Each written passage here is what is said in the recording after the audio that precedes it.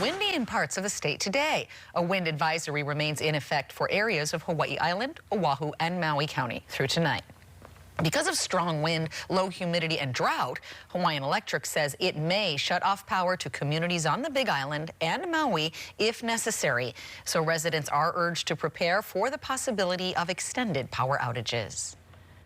And we've got strong winds at least for another day. At the very minimum, breezy trade winds. So we're not done with the winds yet, but by Friday, the winds will be below the thresholds and we'll most likely see Kona winds this weekend. Speaking of weekend, Friday through next week, Wednesday, isolated thunderstorms and heavy rain possible, especially Saturday and Sunday.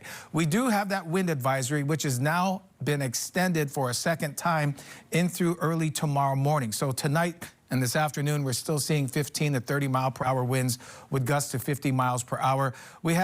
That's exactly what we have for Kahului. A lot of the wind gusts for Kahului every single hour have been in the 40s. Right now, it's 32 for Molokai, 36 for Honolulu, and 31 for Lihue. Not a lot of rain today, mostly dry, and the showers that we're seeing are mostly offshore, but it's a bit more frequent for the Hilo side of the Big Island compared to the rest of the state.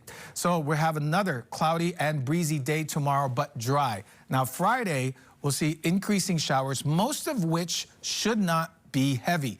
The heavy stuff, that starts cranking on Saturday and Sunday with isolated thunderstorms and an 80% chance of showers. And at that point, Kona winds return to the islands.